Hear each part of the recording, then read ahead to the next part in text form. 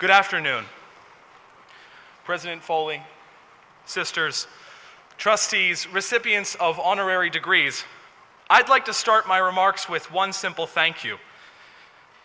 Thanks for inviting me here today to summarize the feelings of a graduating class and to put together a message of what we want to send out into the world. It's an honor, and I'm moved. I'm very moved. What a thrill it is to be the first commencement speaker, the student commencement speaker, pardon me, please, to speak in this new building. If you think of the image, when I was here for my very first day, I walked out of what we now call the rec gym, and I looked down at the main building with all of its history and tradition. And today, when I leave this new building, I'm going to look out at the horizon. And isn't that a visual? We turn from the history and tradition that bore us to make our own new history and tradition. 4 years ago, when President Foley and I were freshmen, things were different. He was beginning his presidency. I was beginning my education as a biology major. I thought I would be a teacher. How little we know of the road before us. A year later, I had hosted Max Got Talent, I had been named Mercy Presidential Scholar of the Year, and I had broken my arm rather spectacularly while playing tag. 4 years later, a graduating English major with my eyes set forward, I would like, perhaps most of all, to thank all of the faculty, staff, professors, and my fellow graduates, not only for what you've done for me, but for what we've done for each other. It's hard to describe what education is, but I can tell you what it isn't. It's not a tool, it's a gift. It's not a wide or simple path, and I stand before you today as evidence that it's not always straightforward. What we have here is a chance that millions around the world will never get. I speak for my fellow students when I say that you all have more than our respect, you have our deep and our true gratitude. You've endowed us with the greatest gift, an education. In doing so, you've allowed us to see the world in a new light. A liberal arts education, it changes us, and it does so in 4 ways. It illuminates our sight, it expands our thinking, it widens our perspectives, and it creates within us a love of learning. A liberal arts education then allows us to pursue the common good because it enables us to see each other as we are. That's the first way that it changes us. They say that the first astronauts to see the Earth from space were never the same. The pictures that came down to us during the early days of space exploration both thrilled and terrified us. And you know why? They showed us that we're small, that we're beautiful, that we're fragile, that time is precious. They showed us the infinite nature of the universe around us and the importance of that tiny corner of it that we call our own. A liberal arts education is about more than walking in someone else's shoes for a mile. It's about changing the fundamental way in which we look at the other. It shows us the world around us, beautiful, complex, and again, fragile. And in turn, we see ourselves, beautiful, complex, and again, fragile. We can see the needs of others with renewed clarity. We see humanity as it is, triumphant, fallen, broken, yet bursting at the seams with potential. From there, when we see the other as ourselves, we can seek peace. The common good is not advanced. The great society is not built in broad policies far away from us. It begins in each and every one of our hearts. It starts with each and every one of us answering the call to serve the other as ourselves. It starts with you. A liberal arts education changes us in a second way. It enables us to think critically about the questions that surround us in the world today.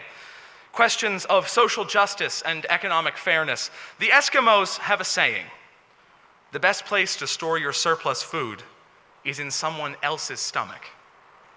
We are not disparate, separate peoples. We are all part of one human race, and we understand that we must move forward together. Technology has brought us together. We are no longer separate, and we are no longer alone.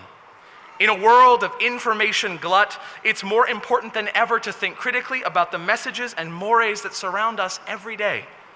Our incessant questions have pulled back the curtains of our world. There are no more dark corners, not for hatred, not for fear, and certainly not for injustice.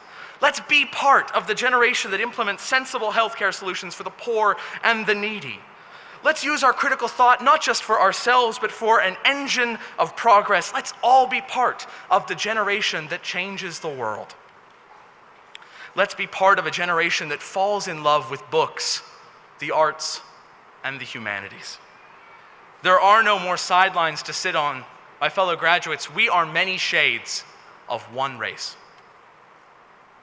Until peace and justice live in our hearts, when they govern our practice and our policy, then we can call ourselves a force for good.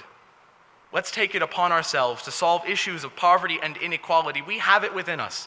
We have learned here, the mercy values have shown us, hope is not something to wait for. It's something we find within ourselves, and when we act on it, we can change the world. That global perspective, changing the world, that's the third gift of a liberal arts education. Through education, we learn the world of others. We see the humanity, the Christ, in each other. I call upon you to join me in passing the torch. Mercy, service, justice, and hospitality. What will these mean to us? When we foster them in our hearts, we see them grow. We are stewards of grace, each and every one of us, and we will show the world that we are not lost, that we are beacons of hope on a small and yearning earth. This is what a mercy education has done for us. More than teach us, it has instilled within us a hope which we now pass on to the world. Passing that hope on won't be hard. Hope is like gravity. We're naturally pulled towards those who have it. This must be the day for referencing John F. Kennedy, because on a flower laid at the site of his assassination was a single note.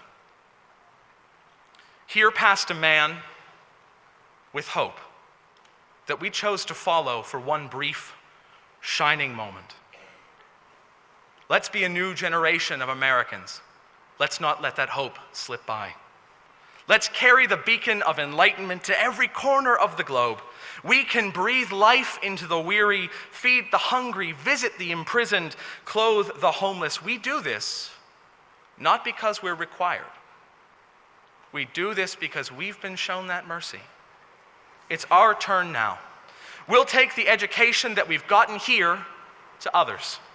We will not disappoint the sisters, the staff, and our professors who have devoted their lives to providing an equal opportunity of education to everyone. The fourth and final gift of the liberal arts is this. It enables us to be lifelong learners. My fellow graduates, we're not done. We'll never be done. From here, we may take different paths. Some of us are heading to grad school where we are sure to succeed. Others still will enter the fields of health or business, making lives for themselves. No matter our path, we must never stop learning. Read often, and not just books with pictures. Read newspapers, books, magazines, pamphlets. The world opens to those who read. Think critically about the world around you, and never let anyone think for you. Remember, though the road gets weary and you may feel exhausted, you have life. And where there is life, there is hope. I'd like to conclude with some thanks. First, to my family, to my mother for always answering my calls. That's a big one. To my father for raising both a reader and a thinker. To my best friends, some of whom are here today. And finally, to my beautiful partner, Kate, my partner in crime, I should say, for being my calm in a storm. I owe everything to the professors who chose to believe in me. These professors who make the choice to believe in every student, every one of us who walked through their door. To all of you here today, remember, you are our heroes, our mentors. For many of us, you are the first people that have truly believed we could make it. Who believed that we're worth something. Dr. Jones, Dr. Coakley, Dr. Smith, Dr. O'Connor, and many others, you believed in me when no one else did. And for that, you have my eternal thanks. So thank you, Mount Aloysius, for giving us 4 true and beautiful gifts: a way of seeing, a way of knowing, a life of understanding, and a life of learning, preparing our lives and our hearts to house and display the mercy values. We'll carry forward with us a compassion for others, a sense of duty to those around us, a mission of selfless service, a life of unconditional love, the kind of love that rings in your soul, that lightens our loads, that stitches the sun into the sky and holds those stars in their courses, the love that binds. If you'll permit me, I'll leave you with this. On the day I started college, the first day of orientation, we got letters from our parents at the end of the day. I remember mine, and I still have it. On the back of a letter written from my mother and my sister, my father had written one simple line. My father isn't always much for writing things down, but when he says things, he means them. It read, "John, do your best every time, and you'll do fine." Dr. Foley, sisters, professors, my fellow graduates, I stand here before you today of what we know in our hearts, what we remember when others tell us to give up, that will never be worth it, what we need to remember when the road ahead grows long and our palms get hot and sweaty and we lose our way, words that ring in our souls and live on in our legacies here. We did our best, and we're doing fine. Until we meet again, what's next?